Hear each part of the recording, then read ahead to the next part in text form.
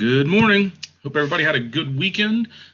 So today we are going to start with section 1.3. Before we do that, though, just a couple of reminders about things. It looks like most people were able to get into WebAssign and get that getting started assignment done, so that's great. Again, if you're still having issues with WebAssign, please let me know. I have received a couple of emails and I am working on getting those resolved. But if you haven't emailed me already and you're still having issues with WebAssign, please let me know as soon as possible. Because that getting started assignment was technically due on Friday, and the first actual homework assignment is due tomorrow night by midnight, and so that is still the goal. I think we should be able to get through 1.3 and 1.4 today, and that's all that's covered on the first homework assignment, so hopefully we should be able to get through that. Again, the goal is to get through all of Chapter 1 before the end of this week and have the test due on Friday of this week. I think worst case scenario, it'll be due right after we come back from Memorial Day weekend. We'll play that by ear, but I think we should be able to get it in at the end of this week. That's still the plan. Okay. The only other thing that's due right now, don't forget by midnight tonight, if you haven't done the Respondus lockdown browser tutorial, make sure you do that. Again, it's nothing math related. Okay. So when you actually go in there, there's 3 questions basically about, what do you expect from this class? And things like that, right? So nothing to prepare for. It's just to make sure that you're familiar with Lockdown Browser, make sure you know how to get it installed, make sure you don't have any issues with it, and that you know how to upload your responses once you're done, because that's what you're going to be expected to do on the test at the end of this week, okay? As soon as I have all of those, tomorrow I'll start going through them and providing you with feedback. If there's anything that's missing or that I want you to redo before the test, I'll provide that feedback, and I'll just give you a 0 for right now, so that it flags it and you need to go back and do it. Once you go back and do it again, though, it'll change to a 100, right? But I just want to make sure you're clear on what the expectations are before you take that first test. So if you see a 0, don't flip out. It just means that there was something in there that I want you to go back and try again, just to make sure you know how to do it, okay? I think that's all in terms of announcements from me. So any questions, comments, concerns before we get started on 1.3 today?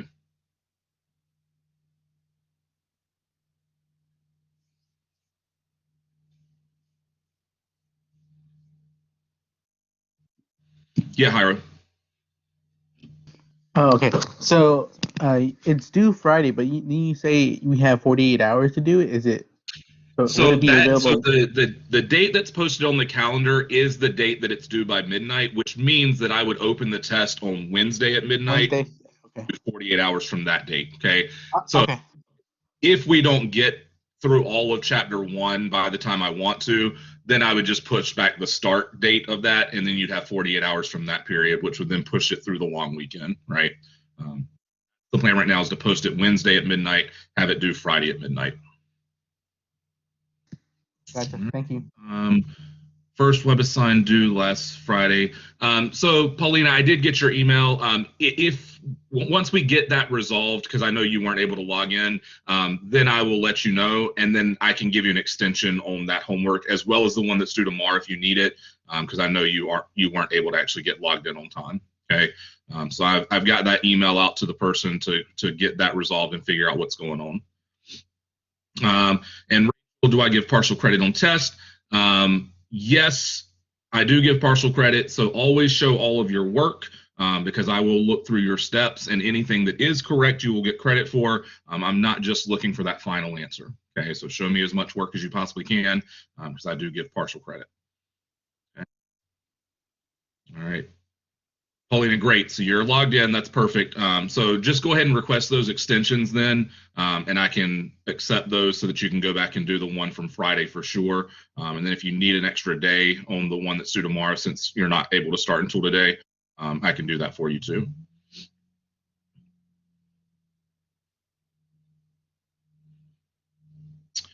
Yeah, so the due dates for tests in a lot of cases are going to be on Fridays, even though we don't have actual class meetings. So because it's technically a hybrid type class, we meet 4 days a week, and then we have to have like a 2-hour online component. That's why I do the due dates on Fridays a lot of times. Though it is posted on Wednesday, so if you want to do it on Thursday, you can, right? You don't have to wait on Friday, because you have a 2-hour window once you get started. So it'll be available Thursday and Friday.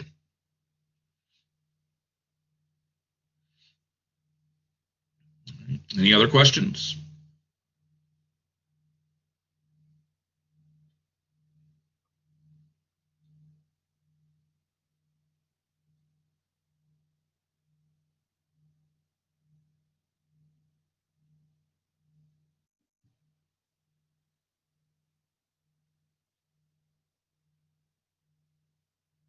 All right, so like I said, just make sure you get that Respondus Lockdown browser tutorial done by midnight tonight. I will be checking email through the afternoon, so if you run into issues with that or have any questions about how to get it set up, please let me know. I'll be happy to answer those questions for you. Okay. All right, so like I said, this is section 1.3, new functions from old functions. Again, this should be reviewed from pre-cal, but we're going to go through some transformations in this section just to make sure we're familiar with them, and also look at some composite functions because those are going to be important for us down the road to make sure we know how to break down some of these functions. All right, so transformations, right? So this is all the different transformations that we're going to look at. So the first type we have are shifts, okay? So these are translations, either left, right, up, or down. So for the first one here, if we have a function and we add a constant to that function, it's going to shift that function up that many units. Okay, so if we do like the function plus 3, we're going to shift the entire thing up 3 units. If instead we subtract some constant value, that's going to shift it down instead. So if we had the function minus 5, then it's going to shift the entire function down 5 units. If instead we put a value inside the function grouped with the x now, and we're subtracting, that's actually going to shift the function to the right. So just remember, everything that's grouped inside with the x, always backwards from what you might expect, right? So that minus c is actually going to move it to the right that many units. And then if you put a plus c inside with the x value, then it's going to shift it to the left. Okay, so those are our different translations, up, down, right, and left. Now, the other types of transformations we have are stretches and shrinks and then reflections. Okay, so if we put a constant value out front and multiply the entire function by that constant, then we're going to stretch vertically by a factor of c. Okay, and we're assuming here that c value is greater than 1. Okay, so notice here we have a c value bigger than 1. We're multiplying the entire function by that. We're going to stretch vertically by that factor. If instead we divide by a c value or multiply by the reciprocal of c, so we have this 1 over c here, that's going to give us a vertical shrink now. Okay, so basically anytime you multiply by something between 0 and 1, some fraction or decimal value, that's going to give us a vertical shrink. If we put the c value on the inside, so now I'm looking at this third one here, again, the c value is bigger than 1, and we've put it inside the function, multiplying by the x. Now we're going to get a horizontal shrink by that factor. Okay, so again, anything inside is usually backwards from what you would expect. So multiplying by a value bigger than 1 actually shrinks the graph horizontally. If instead we divide by that c value or multiply by 1 over c, now we're multiplying by a fractional value, that actually gives us a horizontal stretch instead. Okay, and then our last two down here, these are our reflections. If we put a negative in front of the entire function, then we're going to get a reflection over the x-axis. So the way that I think about that is we're making all the y values negative, right? So if you take positive y values and make them negative, that gives us a reflection over the x. If instead we put the negative with the x, now we're taking all the positive x values and making them negative. Now it's reflecting over the y-axis instead. Okay, so negative out front gives us a reflection over the x-axis. A negative inside gives us a reflection over the y-axis. And again, hopefully this is review, right? But I know it's probably been a little while for some people. So any questions on the different types of transformations that we have with our functions now?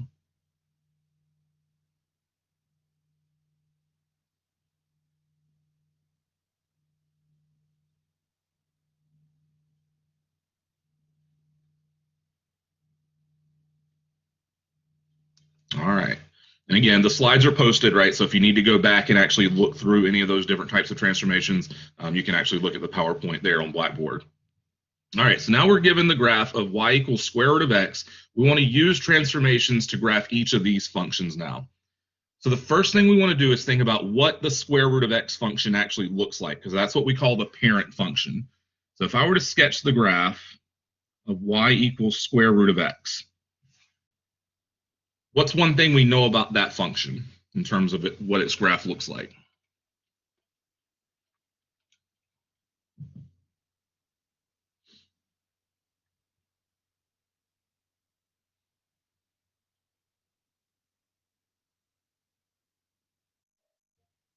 Okay, Hyro? It's all in quadrant one. All right, good. So we know everything's positive, right? And Dean said the domain here is going to be from 0 to positive infinity. Okay, so we know it's all in quadrant one. So that means our starting point is going to be at the origin, right? So we do have an inclusive point at 0 there. And then everything's in quadrant one. And as we go up and to the right, it's going to kind of level out, right? So it's not a nice straight line, it's a curve. So it opens up and to the right in the first quadrant, something like that. That's a rough sketch, right? But it doesn't have to be perfect here. We just want to make sure we can apply our transformations to that parent function now. So let's take a look at A. Now we've got the square root of x minus 2. So what is that going to do to the graph of our function now?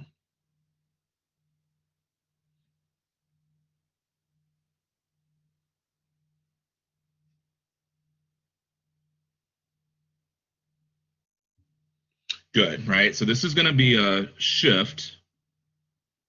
And because it's a subtraction of 2 here, it's going to go down 2 units.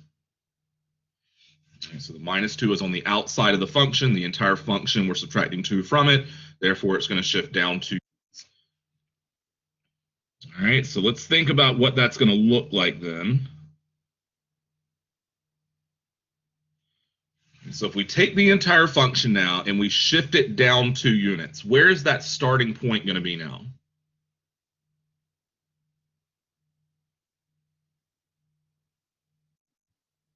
Good. So we're going to start here at 0, negative 2. So instead of starting from the origin, that point gets shifted down 2 units. But nothing else has changed here. So the same basic shape that we started with that square root function, we're going to keep that basic shape. So it's still going to open up and to the right. So now it's going to look something like this instead.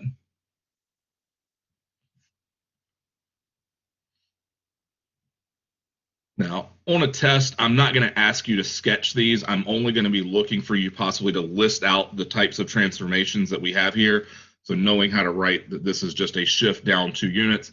And most of the functions I would give you, there would be multiple transformations involved, and I would just expect you to list out all of them, okay? But again, you do have access to Graphing Calculator. You do have access to Desmos during the test. So sketching the graph is kind of pointless because I know you can just put it in there. So I'm going to ask that you actually list out the types of transformations that are happening. Any questions on part A?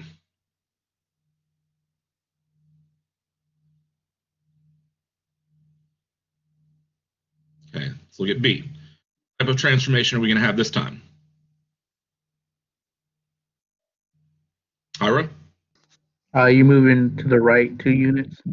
Good. All right. So this time the minus 2 is inside, right? The x. So this is going to be a shift to the right 2 units. Because remember, if we're subtracting in this case, it's always going to move to the right. And subtracting 2 means it's going to move right 2 units. So again, we go back to the parent function here. And if we shift that to the right 2 units, where's our starting point going to be this time? Good. So this time it's going to be over at positive 2, 0. There's our starting point. Again, nothing else has changed here, so it's still going to open up and to the right. So now our graph's going to look something like that.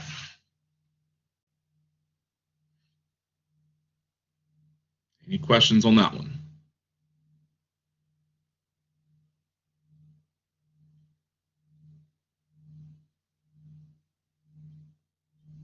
All right, what about C? Negative square root of x. What type of transformation is that going to be? Good. This is a reflection over the x-axis now.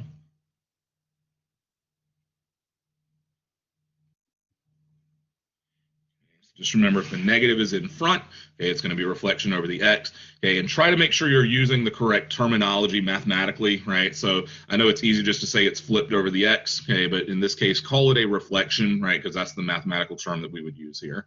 So we have a reflection about the x. So if we reflect this over the x-axis now, where's our starting point going to be?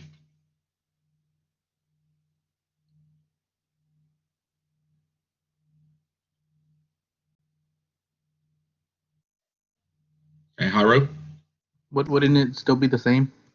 Good, right? So if we look back at the parent function, it was at the origin, right? Flipping that over the x-axis, reflecting it, is not going to move it, right? So it's going to stay right here at the origin.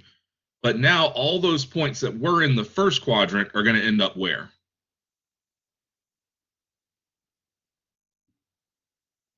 Okay, so be careful, right? Not quadrant 3, but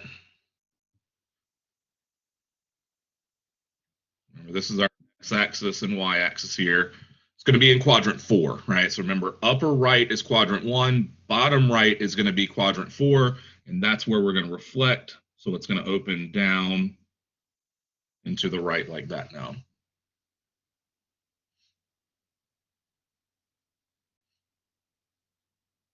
Any questions about how I got that?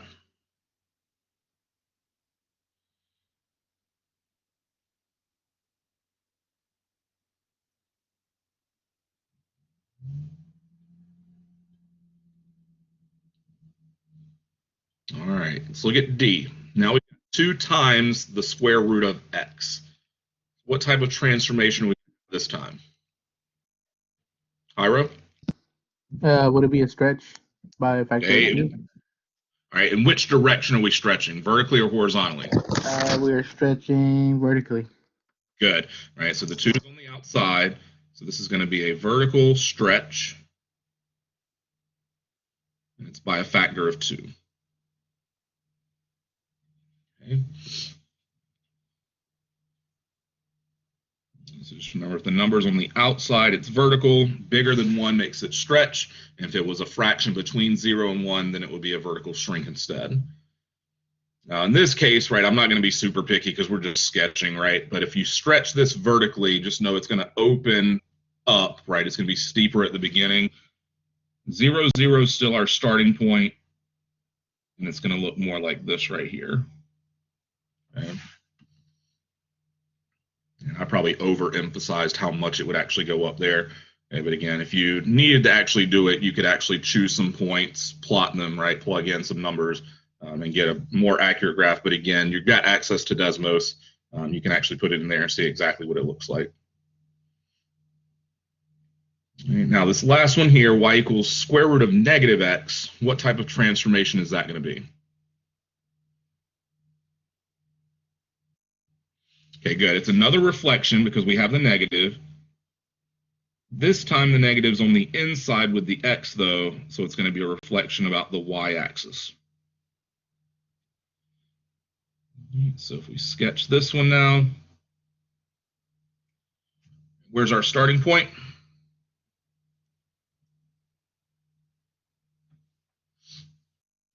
0, 0 again. If we reflect over the y-axis, which quadrant is everything going to be in this time? Okay, this is going to be quadrant 2. Good. So it's going to open up into the left. We reflect everything over the y-axis. So we're going to have a graph like that this time. Any questions about any of those transformations now?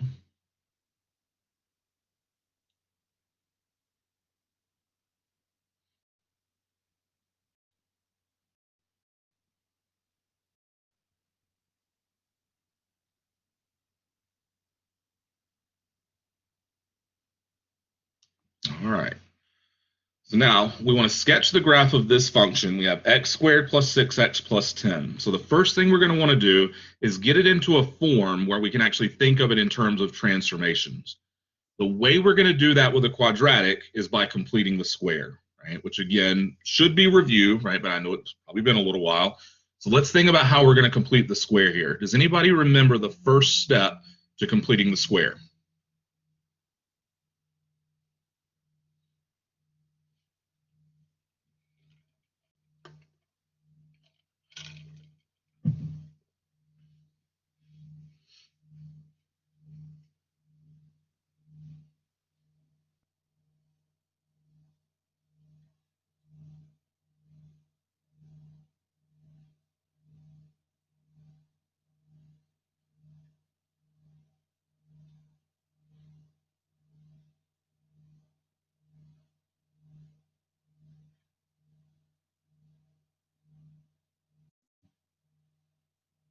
Okay, so the problem here is this one doesn't factor, right? So if you look at the factors of 10, that's only going to be 10 and 1 or 5 and 2.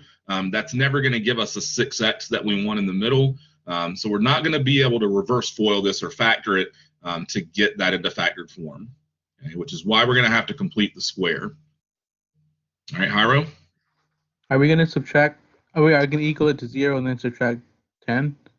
All right, good. So instead of setting it equal to 0 this time, because it is an actual function, I'm just going to change the f of x to a y, but then we are going to move the 10 to the other side. So if we first start by saying y equals x squared plus 6x plus 10, I'm going to move my 10 to the other side, so we get y minus 10 equals x squared plus 6x. Okay, so our first step, always move that constant over to the other side.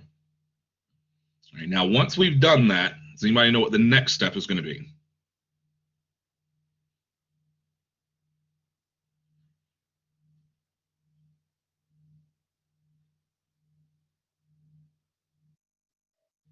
Okay, so we actually don't need to factor out the x here because we're trying to create a perfect square trinomial.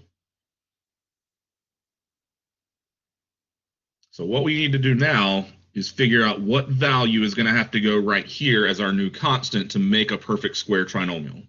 How do we find that value?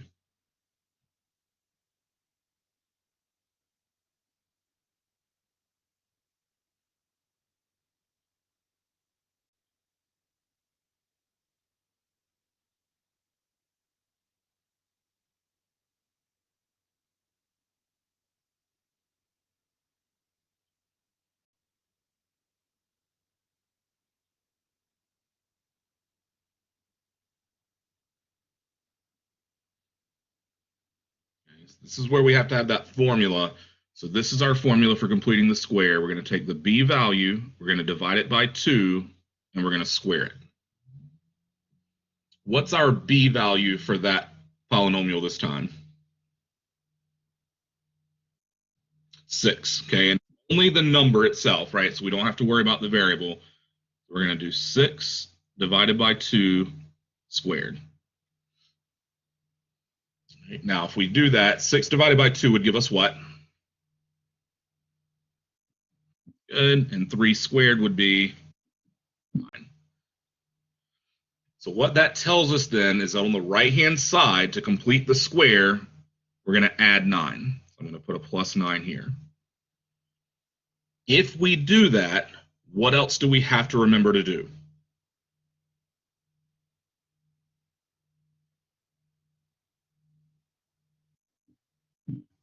Do it to both sides, right? Because whatever you do to one side of an equation, we have to do to the other. So I can't just add 9 to that side. I'm going to come over here. I'm going to add 9 to the left-hand side also.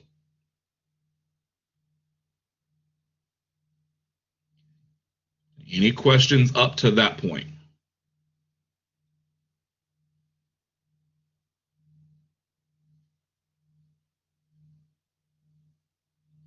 Okay. Now, let's combine like terms on the left. So if we do that, what's that going to give us?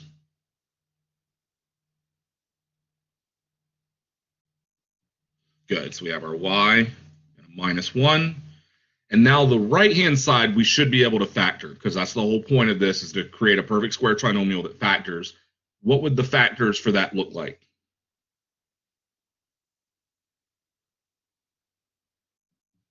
Okay, so they're both going to be x plus 3, right? And that's always going to be the case when you do completing the square.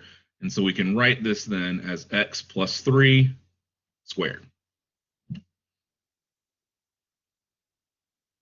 The easiest way to find the value that goes right here is to look right here. Okay, whatever that number is before you square it is always going to be the value that goes in your factors for your perfect square trinomial. Okay. All right, now the last step is we want to set this back equal to y. So what do we need to do now? Good, just add the 1 to the other side. So we end up with y equals x plus 3 squared and then plus 1. Now, the whole point of doing this is to get this in what we call vertex form. That way, we can actually use transformations to think about what the graph would look like. So if we think about our rules for transformations here, what's one thing that's happening with this graph?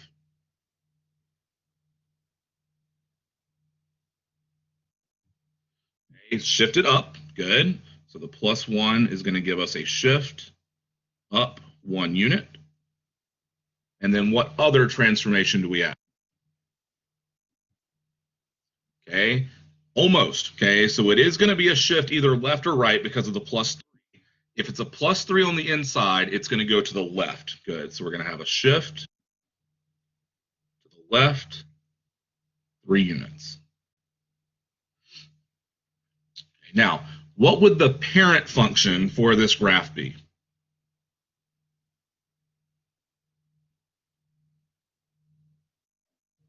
It's x squared. All right, so if we have x squared as our parent function and we shift it up 1 unit and left 3 units, think about what that's going to look like now. Where would our vertex be located if we shift it up 1 unit and left 3 units? Okay, so just be careful here, right? Because the 3 is the x, right? And the up 1 is the y. So it's actually going to be -3, +1. There's our vertex. Which way is this parabola going to open?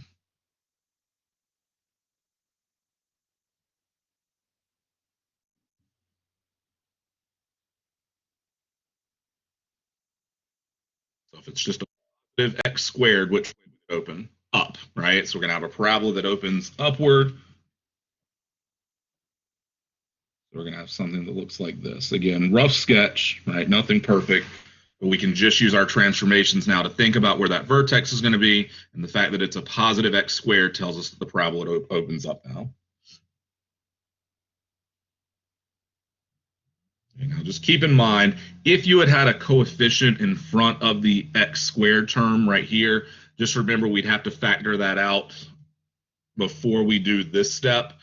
So always remember that. And if there had been a negative there, right, same thing, you'd have to factor it out for 1, but then that would also give us a reflection when we get done, and so then our parabola would open down instead.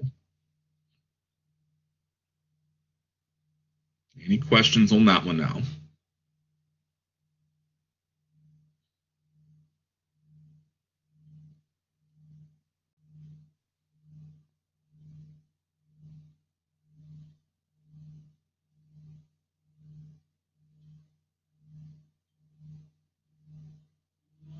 All right.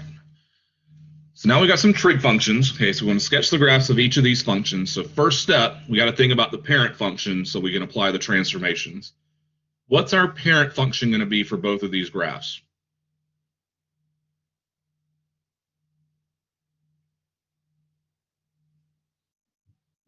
Sine, right? So we got to think about our sine graph first.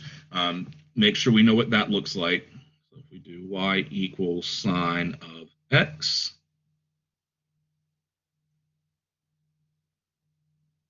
right? So what do we know about the sine graph?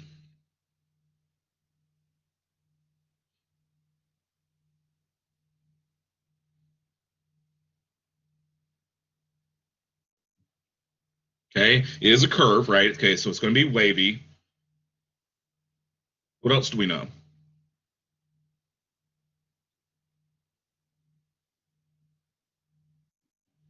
All right, so if we're doing just one period, because remember it's periodic, it's going to go from -infinity all the way to infinity. But if we want to start one period of sine, we can start at the origin, right? What is the period of sine? So how often does it actually repeat its pattern? 2 pi, right? So if we go out to 2 pi on the x-axis, I'll put that down here, that means that we're going to be back at 0 once we get to that point. What are some other key features here of our sine function?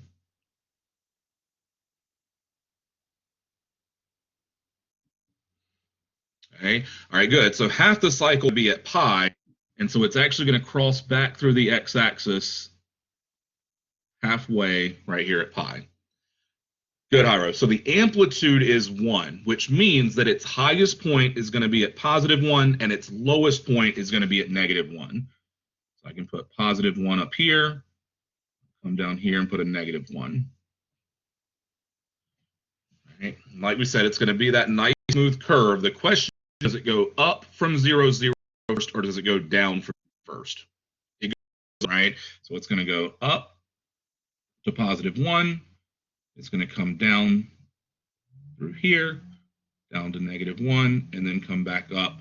And that would be 1 full period of our sine function.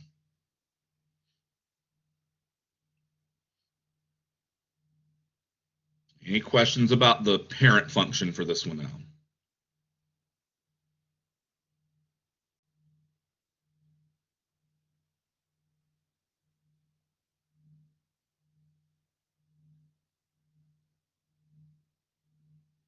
All right, now let's look at sine of 2x. What type of transformation is that going to give us this time?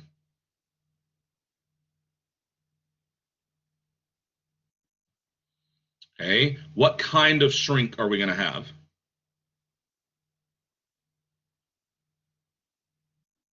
It's going to be horizontal, right? Because remember, if the value is inside the function with the x, it's always going to be horizontal. In this case, because that value is bigger than 1, it's going to be a horizontal shrink. We have a horizontal shrink. In this case, by a factor of 2. And some people would say it's by a factor of 1/2. They would take the reciprocal of that. However you write that is fine, as long as you understand that it's going to be a horizontal shrink here. Now, let's think about that parent function. And if we shrink it horizontally by a factor of 2, what's that going to change about our function now? Okay, good. So the period now is going to get shrunk, right? So instead of being 2 pi, now it's going to be pi. So when I sketch this graph,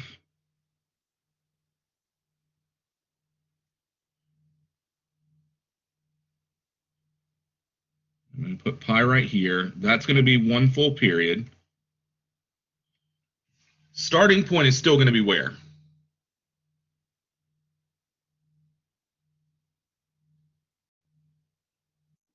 At the origin, right? So shrinking it horizontally does not change that starting point since it's 0. What's the amplitude going to be? Still 1, right? So we're not stretching it or shrinking it vertically. So the highest and lowest points do not change. Those are still at 1 and -1. And it's still going to have that same basic shape, right? We just make sure that we've condensed it down to a period of just 0 to pi. And so now when we sketch this, let's find this middle point first, okay? What would that point halfway in between 0 and pi be? Okay, that's pi over 2, right? So we have pi over 2 right here. We know it's going to cross the x-axis just like pi did before. It's still going to open up first, right, and then down. We're going to go up to 1, down through the x-axis, and then back up and in there.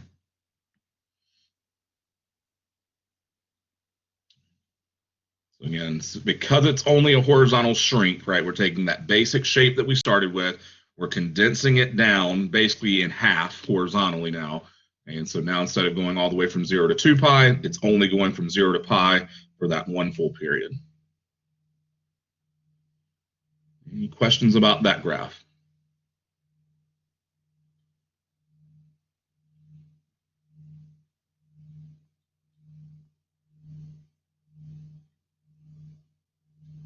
All right, let's look at B. So now we have 1 minus sine of x. So what type of transformation or transformations are we going to have this time?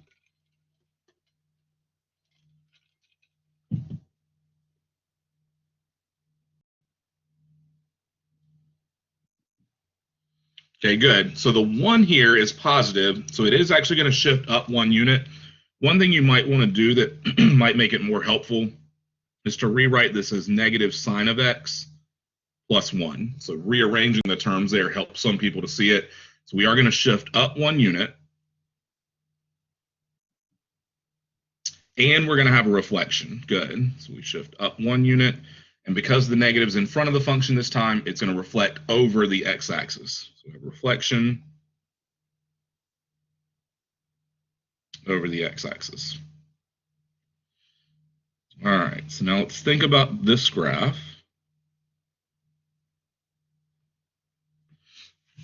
All right, so if we applied those transformations to the graph, what's that going to look like? So what's one thing we could do first here?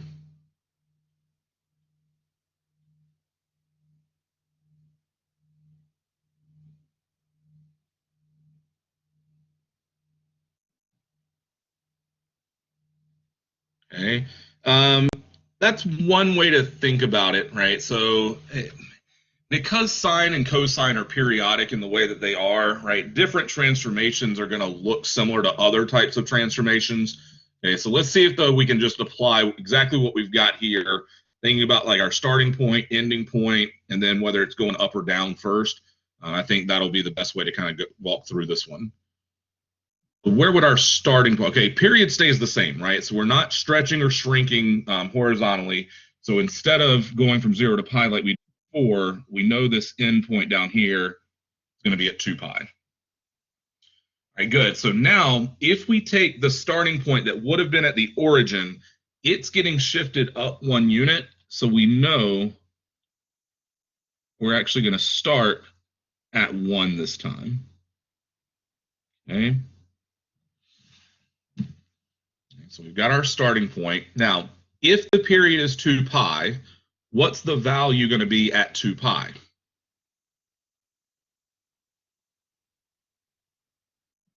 1, right? Because wherever we start, we should end at that same value.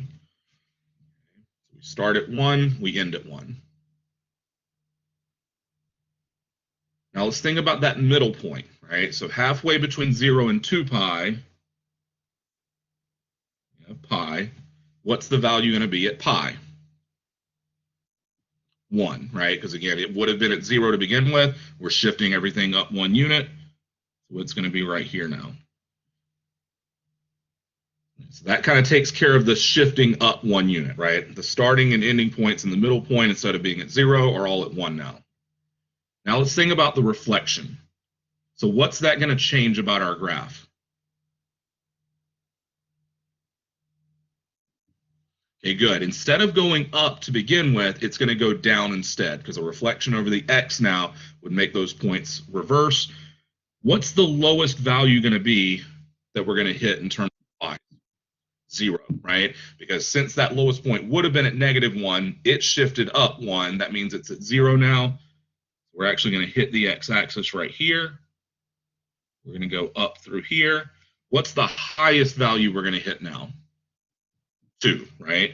So the highest value would have been at 1. It shifted up 1 unit. So now we go up to 2. And then we come back down to here.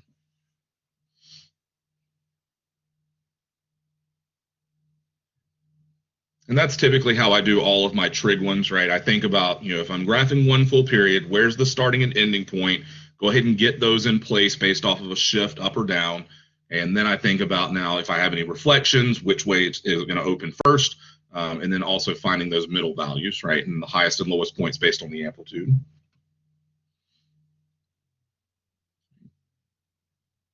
Any questions on that one now?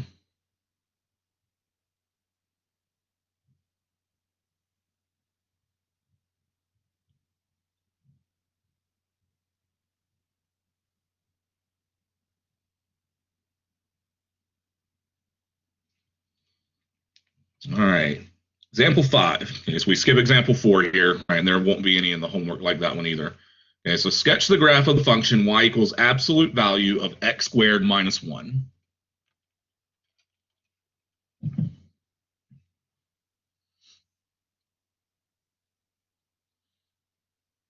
All right, now, the way I'm going to think through this one, let's start with just the x squared minus 1 piece. Just forget about the fact that it's an absolute value for right now, and we'll back and apply that at the end. So if I was just given the function y equals x squared minus 1, what would that graph look like? Okay, good. It's going to be a shift down 1 unit, right? Parent function would be x squared, which means it's going to open which way? Up, right? It's a positive x squared. So we're going to have our vertex down here at -1 now. We're going to have a parabola because of the x squared that opens upward. And so this would be our graph. Okay. And I apologize, that's a little wonky, right? I'm writing over to my side, so it should be nice and symmetrical about the y-axis, right? Now, if we take that graph and we actually apply the absolute value to it now, what do we know absolute values do to any values?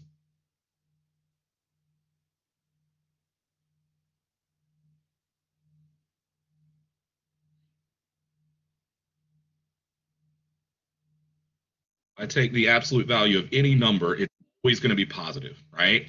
So let's think about now what we're saying then. That means we're taking all the y values, we're applying an absolute value to them, so we're making the y values positive now.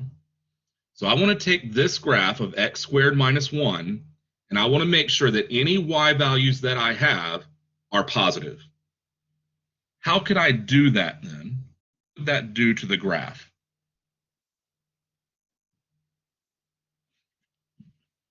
Good. Only the part that's in the negatives to begin with is going to now have to get reflected above the x-axis to make it positive. Anything that's already positive stays exactly where it is, right? Just like if you're taking the absolute value of 5, you leave it alone. It's still 5. But if you have the absolute value of -5, now we have to make it a positive. Okay, so only the stuff below the x-axis gets reflected above. Anything that's already above just stays there, which means that I'm going to have this part of my graph that comes down like this. But as soon as I get to the x-axis now, all that stuff that's below gets reflected above. Now, if I reflect it, that means that I'm going to end up with a point up here at 0, +1. This actually curves up like this. And then everything on the right-hand side that was already positive stays that way. So it's going to look like this now.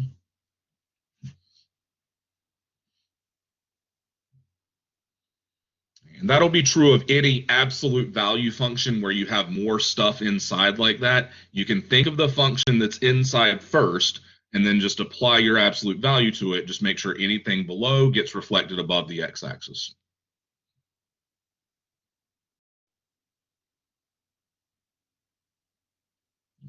Any questions on that one now?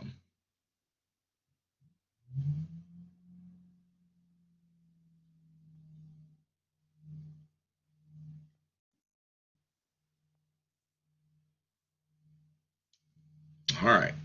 Now, combinations of functions. So given two functions, f and g, the composite function, read as f of g, also called the composition of f and g, is defined this way. So if we do f of g of x, we're basically saying we're taking the g of x function now and we're substituting it into the f of x function, right? So we're finding f of the g of x function. Again, this should be review, right? But I just want to make sure we review compositions because, again, especially working backwards to decompose these functions, it's going to be really important for us down the road. All right, so we're given two functions here, f and g. We want to find the composite functions f of g and g of f.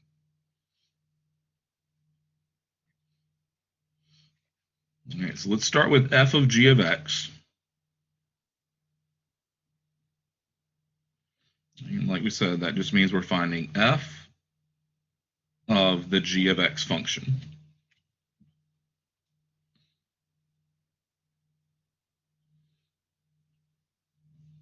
So if I do that, and I take the g of x function now and I substitute it into my f of x function, what is that composition going to look like this time?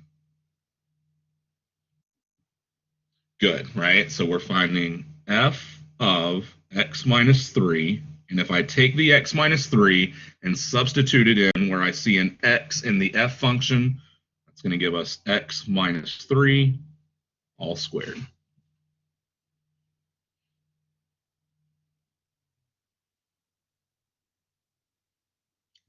Any questions about how we got that one?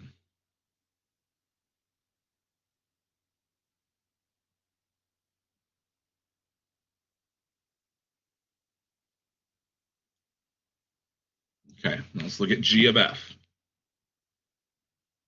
G of f of x means we're finding g of the f of x function. So if we do that, what's that going to look like? Good, right? So this time we're taking the f of x function, which is x squared. We're substituting it in place of the x in the g function, which is right here. So that's just going to give us x squared minus 3.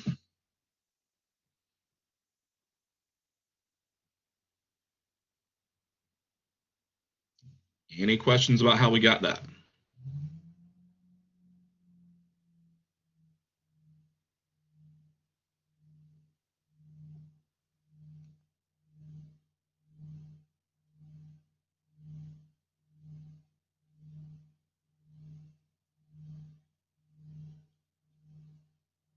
All right.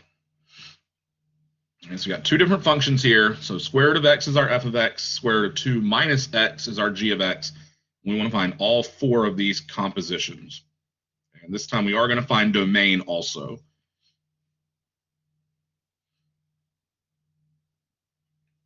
All right, so if we start with f of g, so we're finding f of g of x.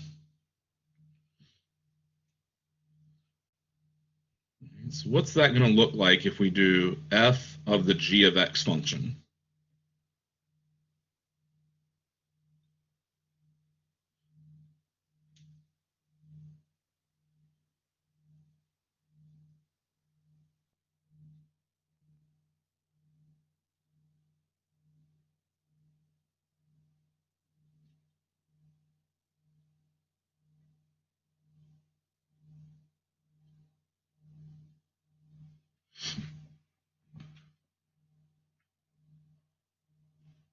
We're taking f of the square root of 2 minus x.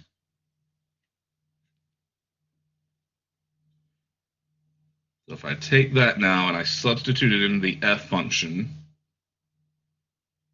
what's that going to give us? Good, right? So it's going to be a square root of a square root, right? Because I'm plugging in to that x that's already under a square root.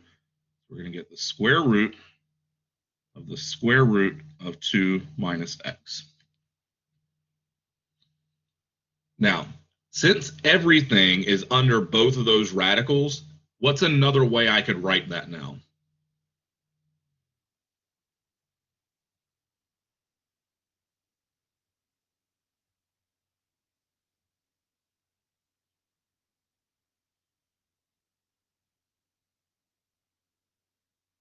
So the square root of the square root.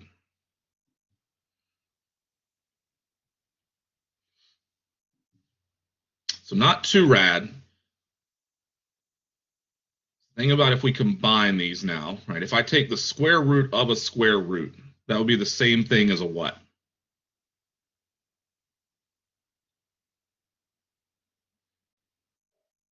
Ira? Answer is going to be the fourth, like a Yeah, quarter. so it's going to be a fourth root, right? Because in this case, one way to think about it is, let's just say I had an x, right? That was a square root, and then inside a square root, I could think of these as fractional exponents, where that's x to the 1/2 with another 1/2 on the outside, and then I would multiply those exponents, which would give us x to the 1/4, which is the same thing as the fourth root of x now. So I can combine those into a fourth root of 2 minus x. Again, that only works if everything is inside both of the radicals. Okay, if that wasn't true, right, if any piece of that was only under one of them, then you wouldn't be able to combine them like that. Okay. So any questions about how we got there? Okay, Haro? So would you still accept it, like for the test, if we had something similar to that, like the square root of square root, or do you want us to completely simplify it? Try to simplify it, and the main reason for that is in terms of finding the domain. Sometimes when you simplify, it could have effects on what the domain's going to be. And so I just want you to simplify as much as possible first.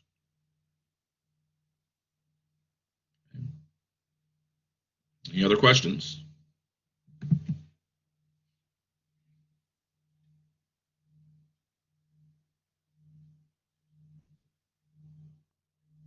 All right, let's talk about domain.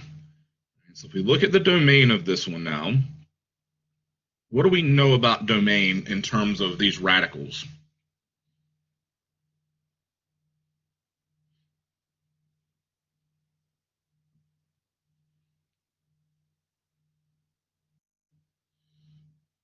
All right, so not quite, right? So remember that we do have some restrictions whenever we have roots like this. Okay, so what do we know about the restrictions on, say, square roots or fourth roots or something like that?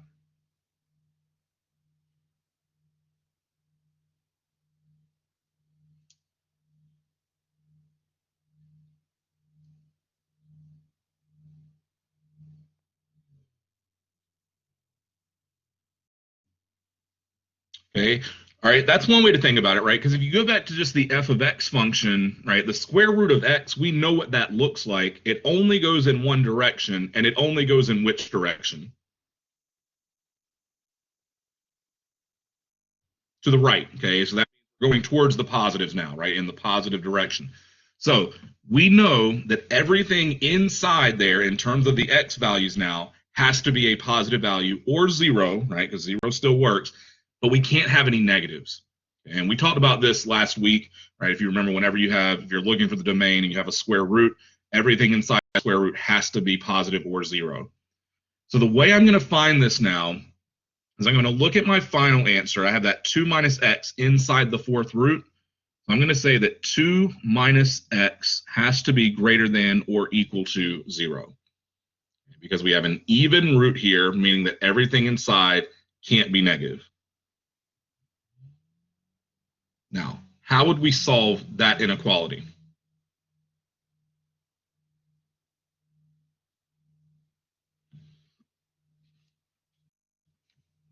All right, we could just add the x to the other side. Good. So that's going to give us 2 is greater than or equal to x.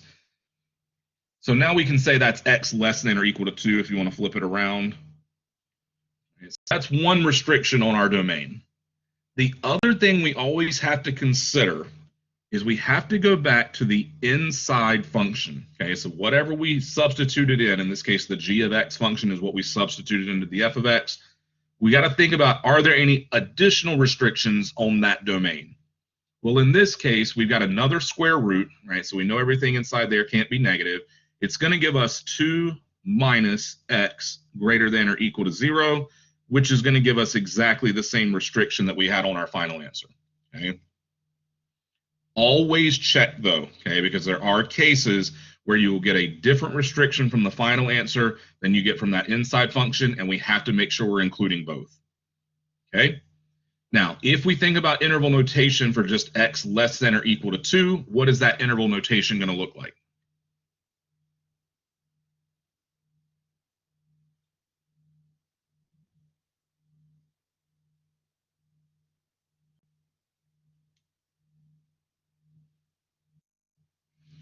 Good, right? So we start from negative infinity, go up to positive 2. 2 is included, so we use a bracket.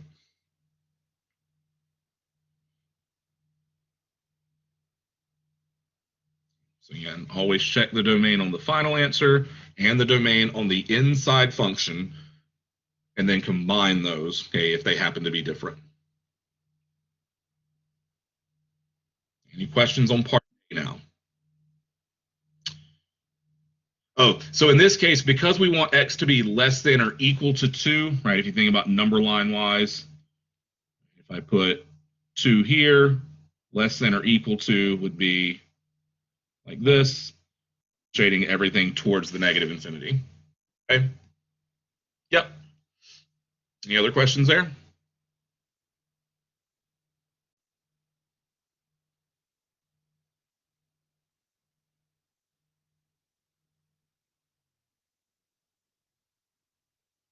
So get, yeah, Paulina.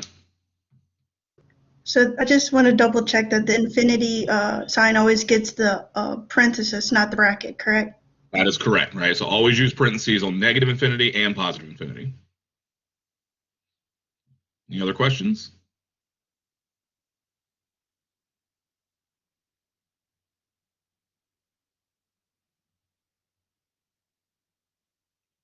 All right, so let's take a look at g of f now. So again, we're saying g of f of x, which means our inside function this time is going to be square root of x.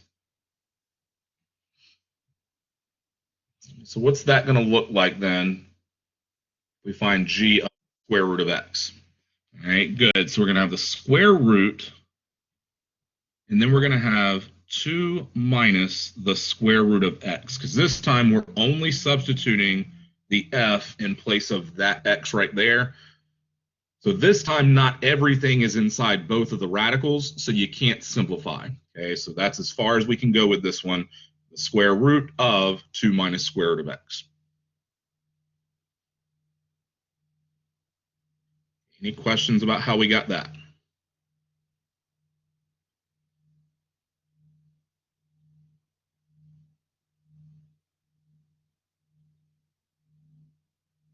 All right, now let's think about domain. So what are we going to start with then if we're going to find the domain of this one?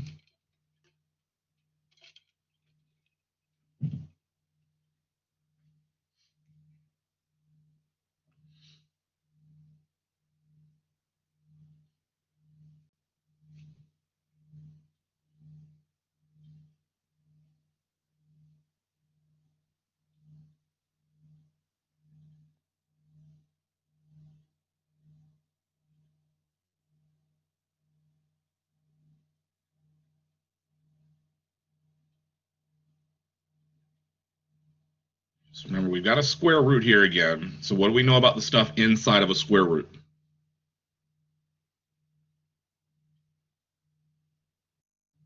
Okay, good. Right, so it can't be negative. So what I'm going to do this time, looking at that final answer that we got, I'm going to take everything that's inside here, which is 2 minus the square root of x, and we're going to say that that has to be greater than or equal to 0. So again, because we have that square root on our final answer, everything inside that square root has to be greater than or equal to 0. How would we solve that now?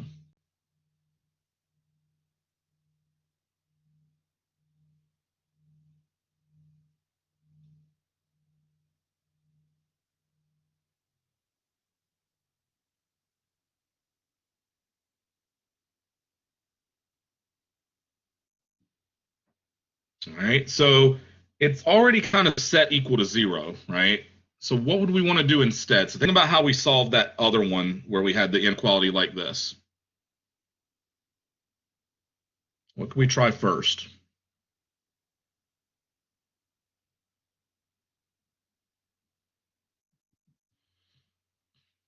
All right, good. So you could either move the 2 over first or move the square root of x. It's probably easier just to keep everything positive, just to add the square root of x this time. So we'll have 2 greater than or equal to the square root of x. And then this time we're going to have to do what?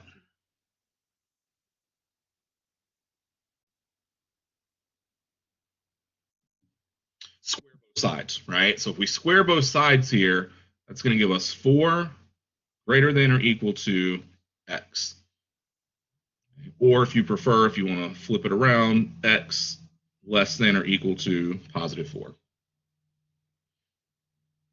Okay, so there's one restriction on our domain. But don't forget, we also have to consider the inside function this time. Well, this time, f of x, the square root of x, was our inside function. So what other restriction are we going to get from that?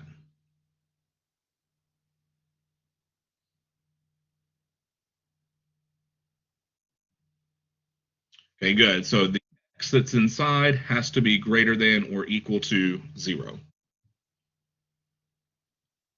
Now we're going to put all of this together, right? So think about if we need x to be greater than or equal to 0, but also x has to be less than or equal to 4, what would that look like if we put it all together now?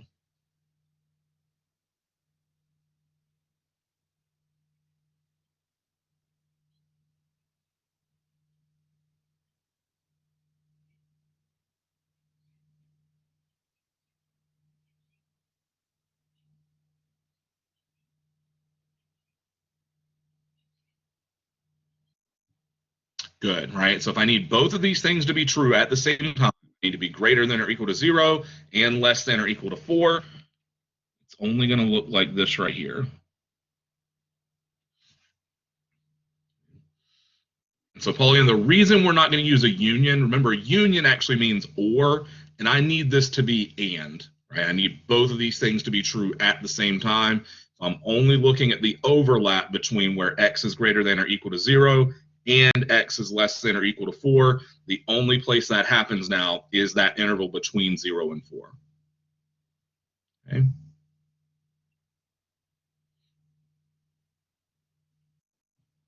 Any questions on that one now?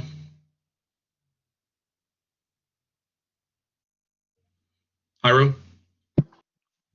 When we were trying to find the domain for the first one, which was like the 2 minus the square root of x, why didn't we do it as square root 2 minus square root x? So you're asking when we found the domain up here in part A, that one? No, the second one, the one we just did. Oh, the second one. Why did we not do? Because the g of x is the like square root of 2 minus x. But then since we Oh, had so you're asking why there's not a big square root around that whole thing when we set up the inequality? yeah.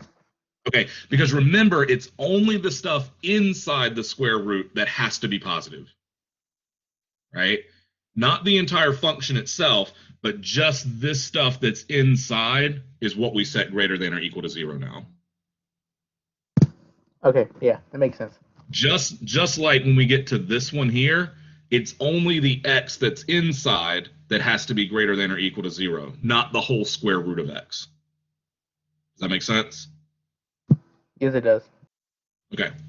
Yeah, so whenever you're setting up the inequalities, only take the stuff inside the radical and set that greater than or equal to 0.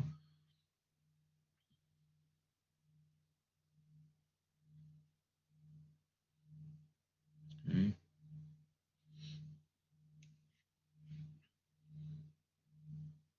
All right. Dean, is that a question or an explanation for something? Okay. Any questions here?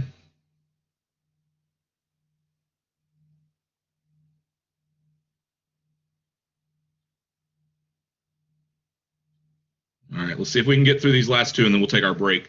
Okay, so f of f and g of g. So if we look for f of f here, we got f of x. Okay, so again, the inside function, square root of x, so we're finding f of the square root of x this time, which is going to give us what? Good, the square root of x. Or just like we did on part A, we can combine those and make this the fourth root of x instead. Any questions about how we got that one?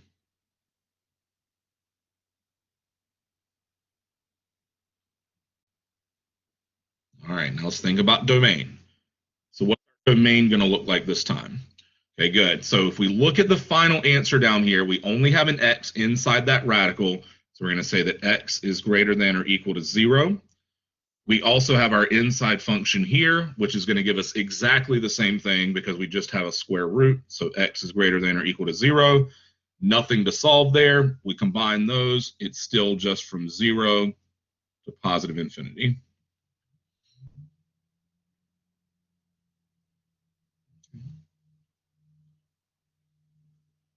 Any questions about that domain?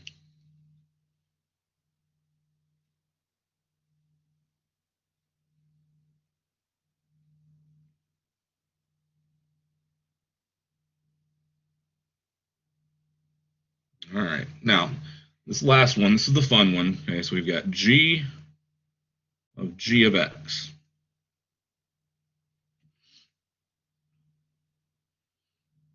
Okay, so our inside function this time is the square root of 2 minus x. So we're looking for g of the square root of 2 minus x, which means we're substituting that in for that x in the g function now. So what's that going to look like?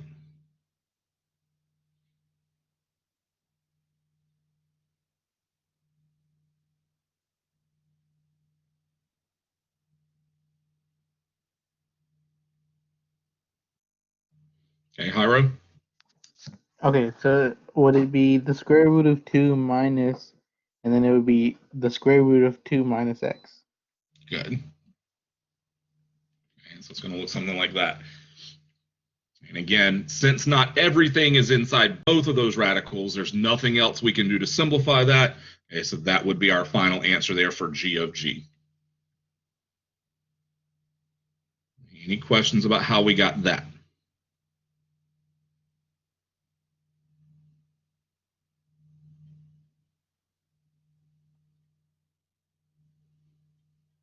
All right, now let's talk about our domain. Put a line around all this just so I have a little bit more room to work over here. All right, so in this case, if I'm looking for my domain, I know everything inside the big square root must be greater than or equal to 0. So that's where I'm going to start. I'm going to say that 2 minus the square root of 2 minus x is greater than or equal to 0.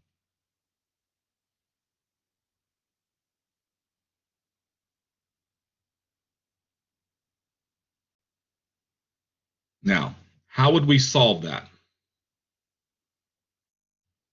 Okay, go. So we can add that square root to the other side. So that's going to give us 2 greater than or equal to the square root of 2 minus x. Now we can square both sides to get rid of the square root. So that's going to give us 4 is greater than or equal to 2 minus x. Okay, then we can do what?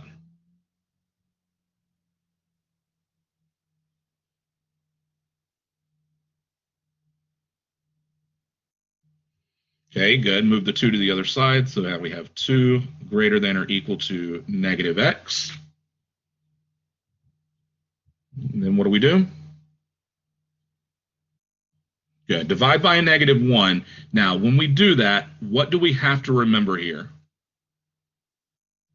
Flip the sign. Good. So whenever you divide an inequality with a negative here, we have to make sure we flip that sign. So we end up with this. Or again, if you prefer to switch it all around, x is greater than or equal to negative 2.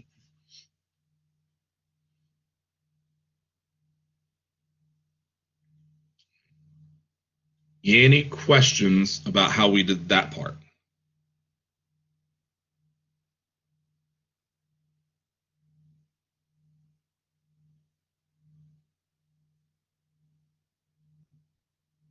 Okay, now, what else do we have to consider here in terms of our domain? Good, right? So this original g of x function is the inside function. So we know that that 2 minus x right there also has to be greater than or equal to 0. Okay, so then how are we going to solve that one?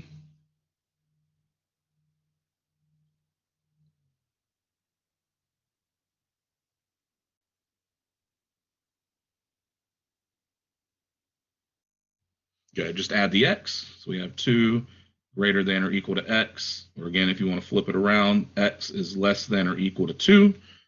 So now we just need to put those two things together. So if x has to be greater than or equal to negative 2, but also x has to be less than or equal to positive 2, what is that domain going to look like now?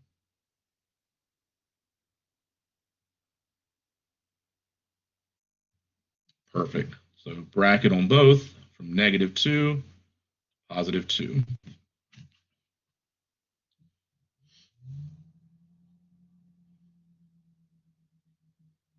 Any questions on that one now?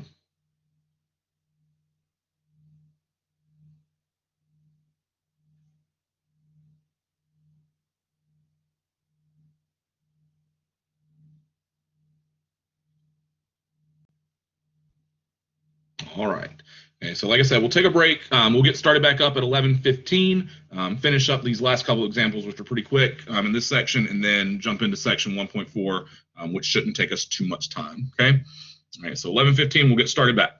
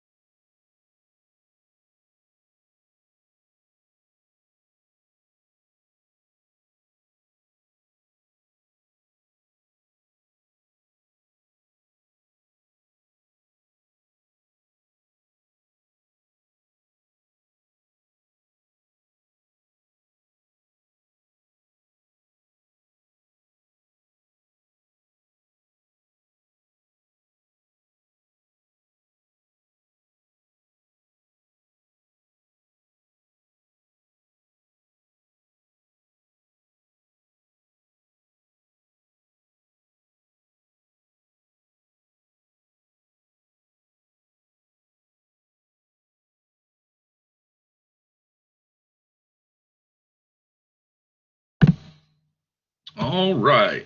Okay, so like I said, there's only two more examples here. These are quicker than that last one for sure. So example 8, we want to find f of g of h, and we're given here that f of x is x over x plus 1, g of x, x to the 10th, and h of x is x plus 3. All right, so first thing I'm going to do is I'm going to rewrite it using the parentheses here. So we're looking for f of g of h of x.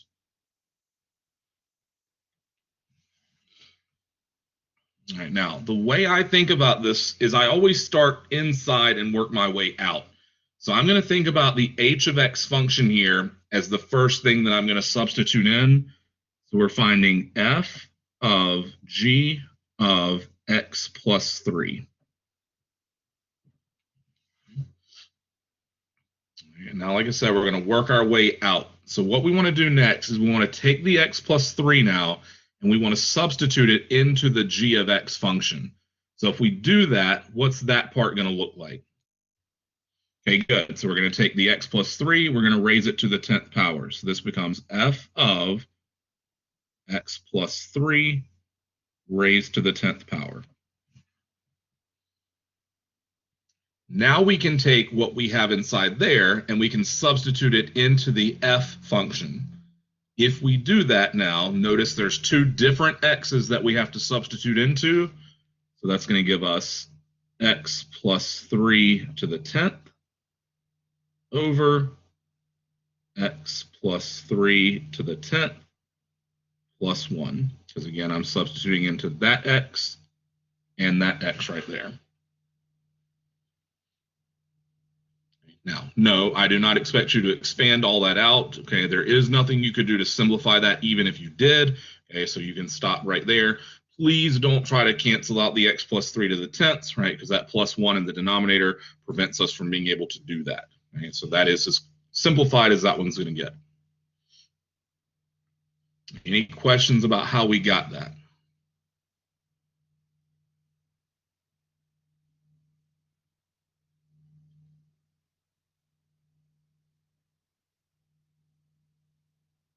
So again, if you have more than two functions that you're trying to find a composite of, always start from the inside, whatever that last function is, and then work your way back, right? Work your way out. All right, now this time we're working backwards, right? So they give us the composite function f of x. We're asked to find three functions, f, g, and h, that if we were to then compose them would give us that starting function.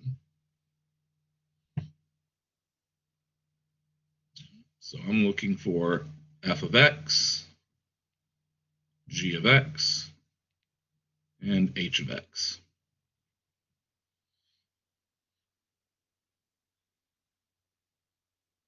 Now, you probably want to start in this case by trying to find the innermost function and letting that be your h of x, right? Just like on the previous problem when we work all the way from the end backwards.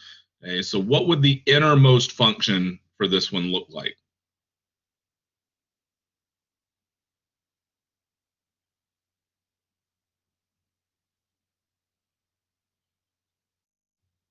Yeah, right. We could just let the h of x be x plus 9, right? Because that's what's grouped in parentheses here. So I'm going to start from that point. Now, what would we then be doing to the x plus 9? So what would the g of x function have to be? That's going to be cosine, right? Because we're taking the cosine of that h of x function now. And then the last thing we would be doing is what? Squaring everything, right? So then we can just say this is x squared. And again, you can always check yourself, right, just to make sure this all works out. So if we do f of g of h of x, again, start with the h of x function. We let that be x plus 9.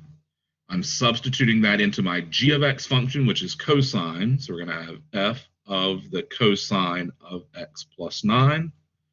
And then if I take that entire function and put it into x squared, I'm just squaring the whole thing.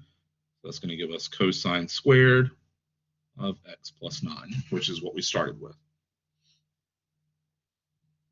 So, whenever you're asked to find these, the easiest thing to do is find that innermost function, let that be your last function, and then work your way backwards from there to find the other functions.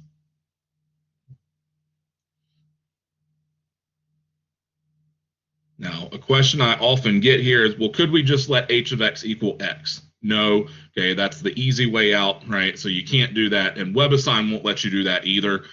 So just make sure, right, you've got to choose something else here as that innermost function other than x, okay, and then you just work your way back from there.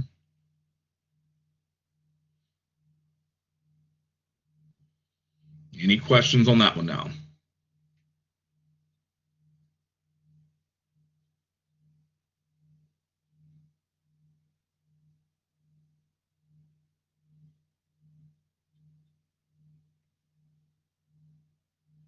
All right.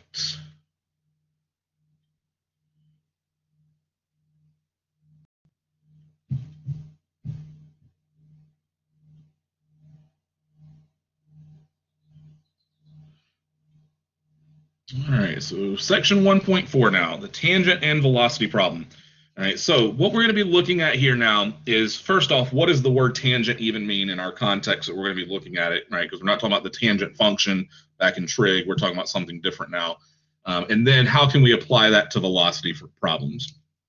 All right, so first off, a tangent line is any line that touches a curve at exactly one point. Okay, so when we talk about tangents now, that's what we're referring to. So we have a function, right, some kind of curve, and we're drawing a line now that's only going to touch that curve at one point. That's a tangent line. Now, to get there, right, to kind of lead us up to how to find a tangent line, we're going to work with secant lines, because secant lines are lines that intersect a curve at more than one point. And that's what we're going to have to start with, because we don't know how to find the slope of a line with a single point yet. We only know how to find the slope of a line with 2 points. So we're going to start with secants that have 2 points on the curve, and then we're going to work our way to finding what that tangent line would actually be. All right, so example 1, we want to find an equation of the tangent line to a parabola y equals x squared at the point 1, 1.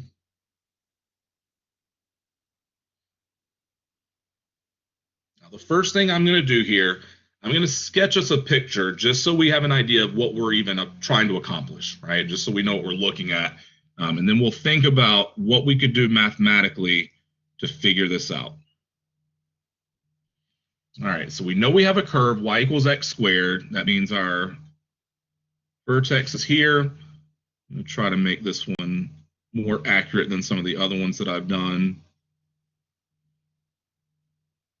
And so we know on this curve there would be a point at 1, 1.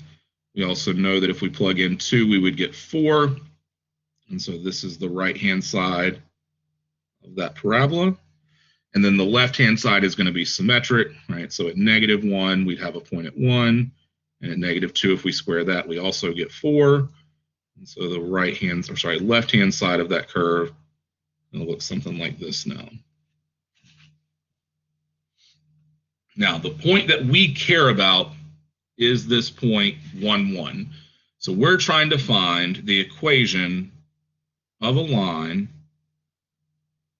that touches that point right there, and only that point on the curve, no other points.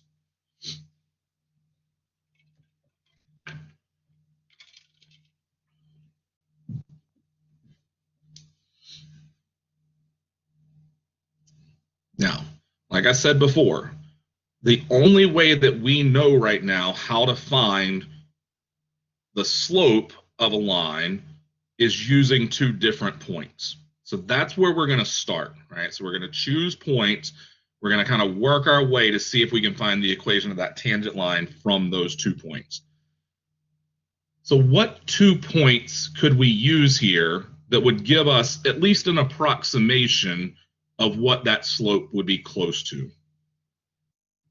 Okay, so we know we have this other point up here at 2, 4, right? And I'm always going to work with the point that we're trying to get the tangent line to go through, which in this case is 1, 1. So I'm going to start with those 2 points. Again, this is definitely not going to be the correct slope, but it'll at least get us in the ballpark, right? Now, how would we find the slope of our line through those 2 points?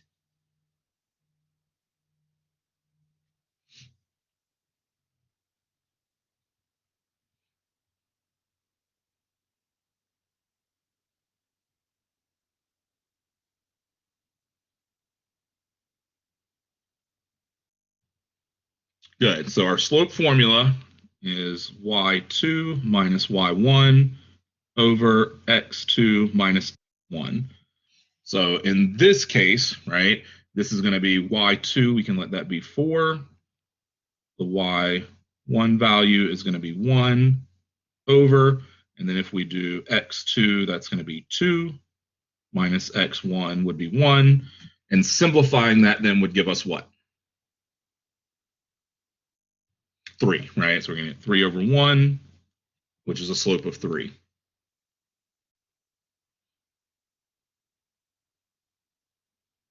Now, again, just so it's clear, change my color here. What we just found is the slope of a secant line that looks like this.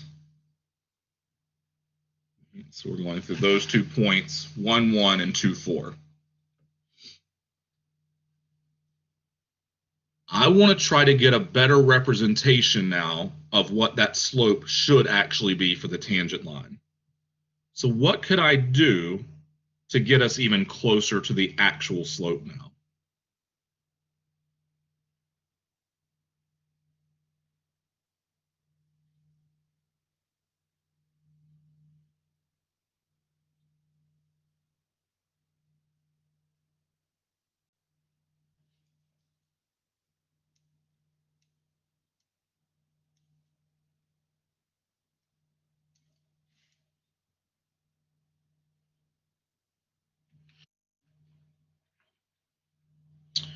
Okay, yeah, so we can start getting closer to the actual point that we care about, right? So I'm basically taking, this point that we started with, it was at 2, 4, and the further I slide it around and get it closer to the 1, 1 that I care about, the more accurate the slope of that line is going to become, right? So it's going to get closer to the actual slope of the line that we care about.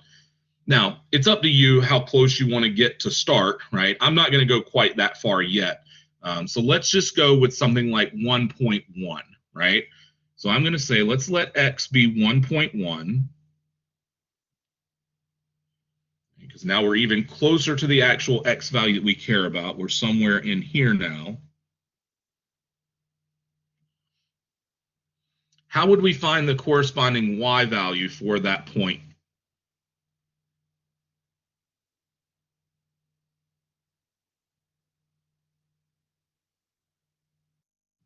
Okay, good. Plug in the equation y equals x squared, right? Okay, so we do that, we get y equals 1.1 squared.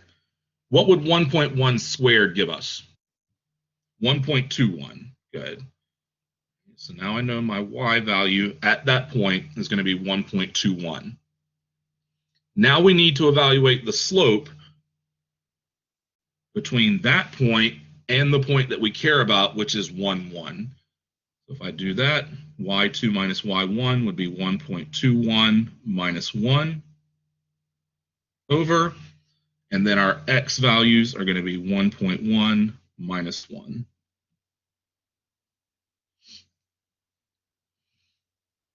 Now, if we subtract, right, the numerator here is just going to give us 0.21. Denominator is just going to give us 0.1. And if we divide those, what's that going to give us?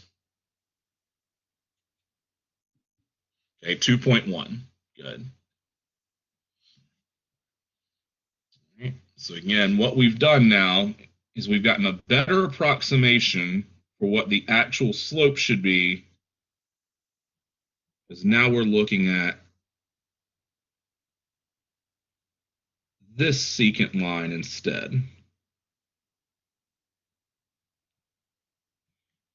So by sliding that point around and getting it closer to 1, now we've got a better approximation of what the actual slope of the tangent line would be. Now, we can get even closer to that point, right? So what value could I choose next to get an even better approximation? 1.01, right? So I can just keep getting closer and closer to 1. Now, you could also choose values on the other side of 1, right? So let's actually do that, because that's always a good idea too. What would be a value on the other side of 1 that would give us a different approximation? Okay, 0.9 or 0.99, right? Things like that. Okay, so if we go with 0.99 now, if I substitute that into my function, what's that going to give us for the y value?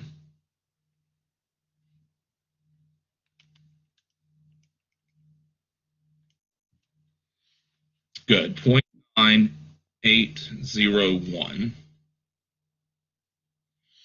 So again, now we need to find the slope between that point, because now we're looking on the other side of 1, 1. And I know my graph's getting cluttered up there.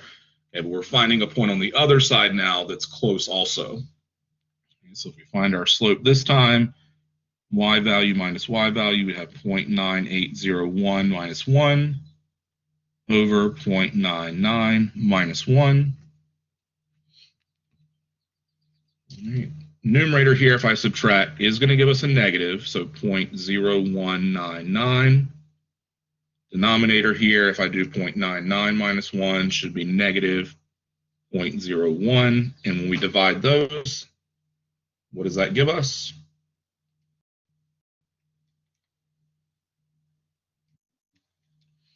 Good, 1.99.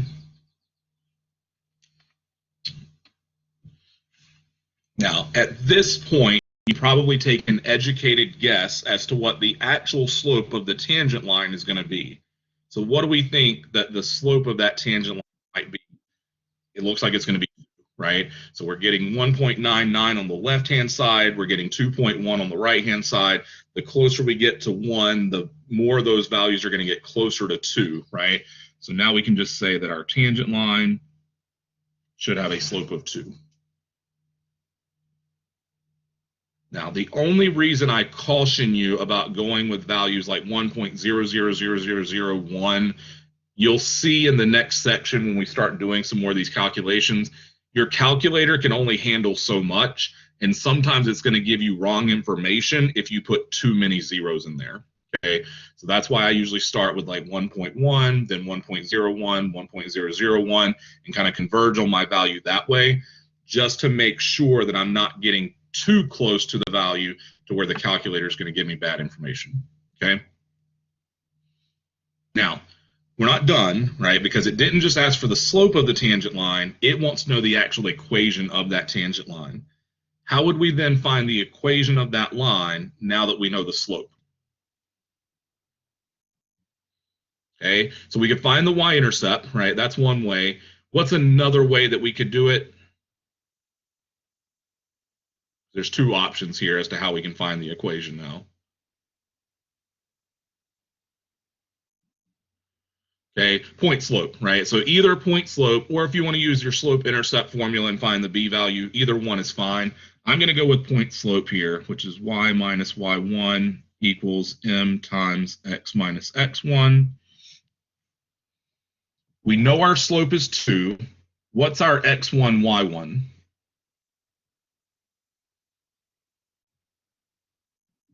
The 1, 1, right? So the point that was given. So we're going to have y minus 1 equals 2 times x minus 1. Honestly, I'm perfectly content if you get to that point and stop right there. If you really like slope intercept form and you want to move things around, that's fine. This would give us y minus 1 equals 2x minus 2. Add the 1 to the other side, y equals 2x minus 1. So again, this answer here is perfectly acceptable, or if you want to get it into slope intercept form, that answer right there.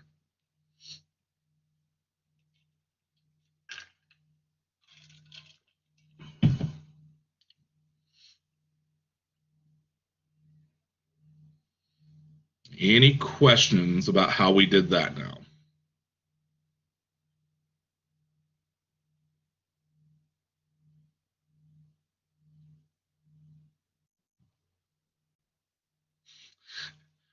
We'll get there, Dean, right? So we have to start with limits, and then we'll eventually work up to the limit definition of a derivative, and then we'll get to our shortcuts, right? But that doesn't come in until chapter 2. So I know a lot of people, if you've seen calculus at all before, you know where we're going with this. But yeah, we have to work up to it. Any other questions?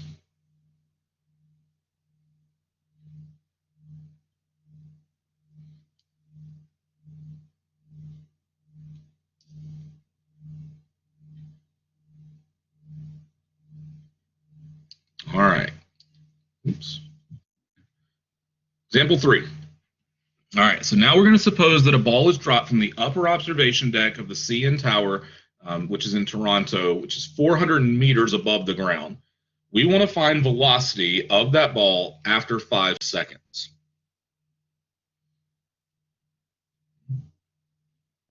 Now, first thing we're going to need here is some information about how we're going to actually find velocity in general. Okay, so this is something they don't give you, but is necessary. I'm going to say S of t is equal to 4.9 t squared. Okay. This is position. Okay, so whenever you see an S of t function, this is referring to the position of that ball. Now, this is what its position would be just due to the fact that it's falling and we have gravity. That's the formula we can always use.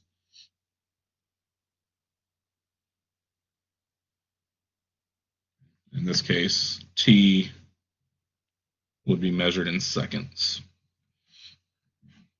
Our position is in meters, just like the 450 is. Right, now, based off of that, if I want to know velocity, right, let's just think in general, how would you find the velocity of anything? Right? How do you calculate a velocity?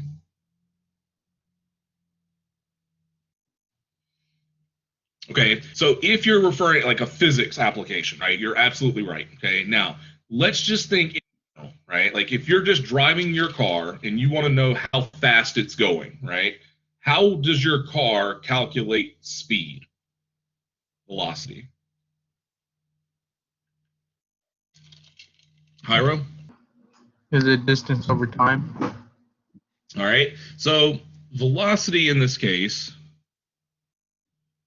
is the travel distance over the amount of time, right? Things like miles per hour, right? Okay, miles is a distance, hours is a time, miles per hour would be a distance over a time. That's how we're going to calculate our velocity now. Let's think about then how we would find the distance that we've traveled based off of the function that's given, right? Because remember, that function represents a position now. So what would we need to do then to find the distance traveled in general? If we know the position function.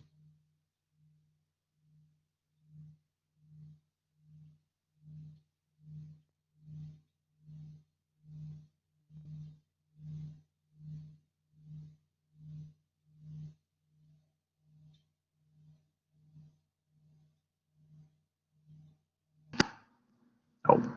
Do we plug in 5 to the position sense? Okay, so that's one thing we're going to have to do, right? So we're going to need to know the position at 5 seconds, right? Because we're looking for velocity after 5 seconds. So if you want to go ahead and start with that, we can. So we got S of 5, right? Because there's our 5 seconds. If we do that now, that's going to give us 4.9 times 5 squared. And if we do that, what's 4.9 times 5 squared going to give us? Good, 122.5. Okay, so remember that now is the position at 5 seconds.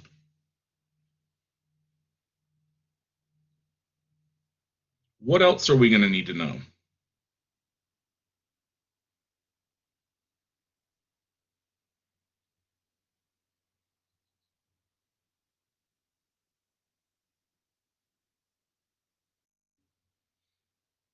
Okay, so in this case, the fact that the distance is 450 meters, that's all the way to the ground. We don't actually need that information at this point. okay, because that just tells us how far it would have to travel to hit the ground. We just want to know the velocity now after it's been for 5 seconds. Okay. Okay, good, right? So what we're trying to think about now, right? We have this fraction distance over time.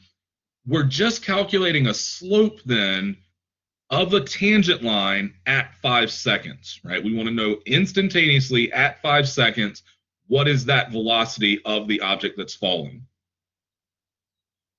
How would we then do that if all we know right now is the 5 seconds, right? So basically we have a point at 122.5, right? Where our seconds is 5 and our position at that number of seconds is 122.5 meters. How would we find the slope of a tangent line at that point?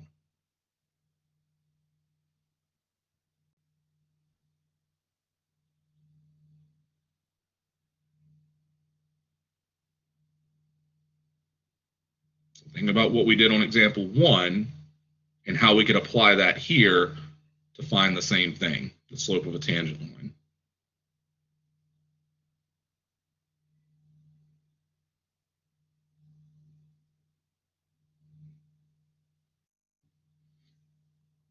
Good, right? So we're going to choose a different point now, right? And again, we want to be somewhat close to 5, just like before we want to be somewhat close to 1. So what's a t value then that I could choose to start with that would get us close for an approximation of our slope?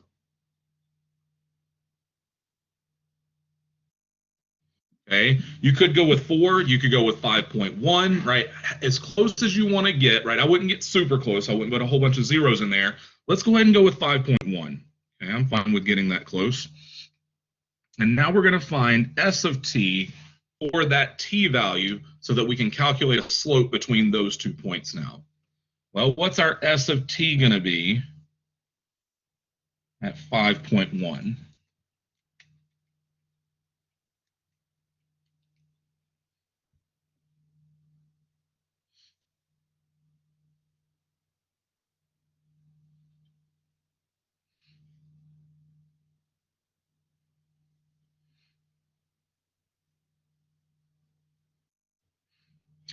Okay, good. 127.449, right? So there's our S of t value. And so now what we need to do is we need to find the slope, because in that case, it's going to be our change in position. That would give us our distance over our change in time. That's going to give us the time that we want at the bottom. That's going to give us our velocity. So now our velocity is just 127.449 minus the 122.5 over, and then we're going to take the 5.1 seconds minus the 5 seconds. So velocity is just a change in position over a change in time, a distance over a time. So I'm finding the difference in my positions over the difference in my times, which should give us a velocity now. If we do that, 127.449 minus the 122.5, 4.949 over 0.1. And so if we do that division, what does that give us? Good, 49.49. And if we think about our units here, right, what would the units be on that velocity?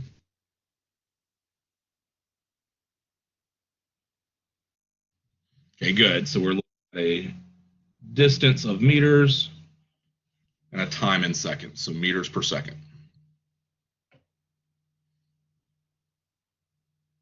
Any questions about how we got that?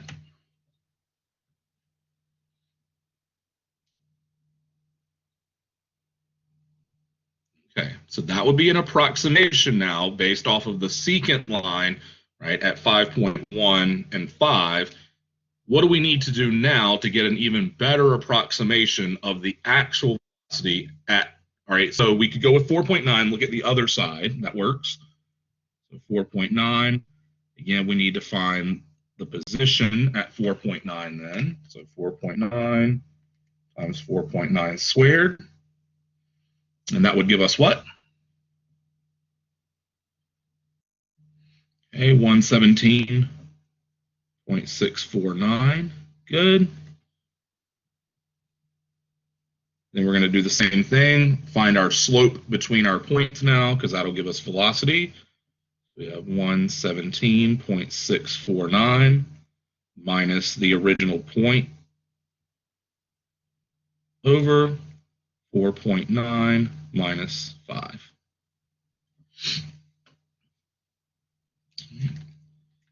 Again, if we do our subtraction,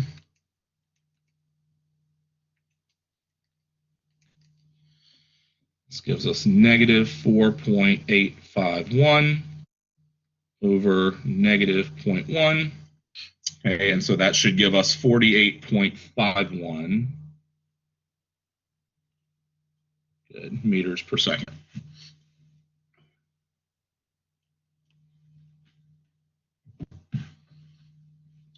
Now, just based off of those two values, if you had to take an educated guess as to the actual velocity at 5 seconds, what would you guess? And you'd be correct, right? 49 meters per second is the actual answer. Now, in this case, you still might want to get a little closer just to be safe. Make sure it seems like both of your values on each side are actually converging towards 49 and not some other decimal value that's close to 49.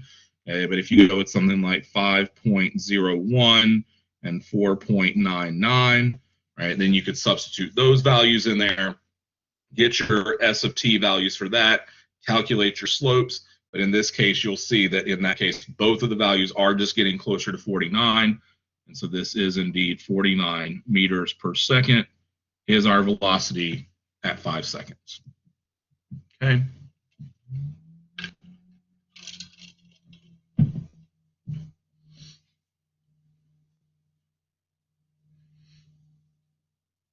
Any questions about that one now?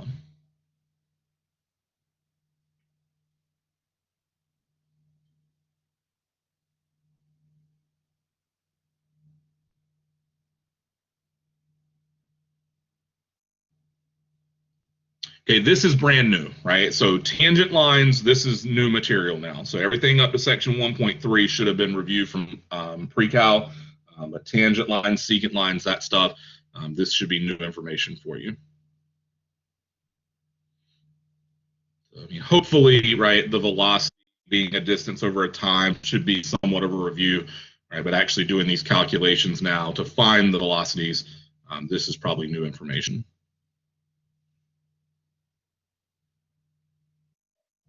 Hyro? So I got a question on the position of like the 4.9 t squared. Is that something we needed to know? Yeah, so that would be given, right? So it wasn't actually given in the problem in the book, but then when they showed their work for it, they gave you that function. So that's something that would be given. If I gave you a problem like this on a test, I would give you that function. Is that applicable for this equation, or is that in general? That's the So 4.9. that's in general if your distance is measured in meters and your time is measured in seconds, that is your position function on the Earth due to gravity. So that'll be consistent regardless of the problem. Thank you. Yep. Any other questions there?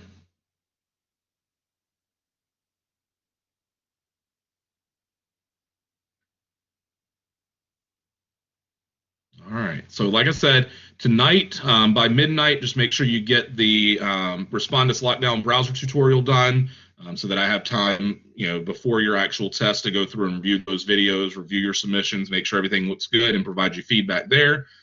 The other thing that's coming up, don't forget, by tomorrow night at midnight, section 1.1 to 1.4 homework. We finished those 4 sections now.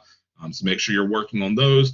Send me questions in WebAssign. Just use the Ask My Teacher button if you have any questions, and I'll be responding to those questions today and tomorrow. Okay.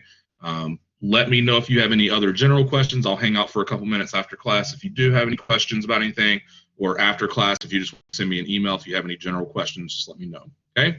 Otherwise, have a great afternoon, and I will see you all tomorrow.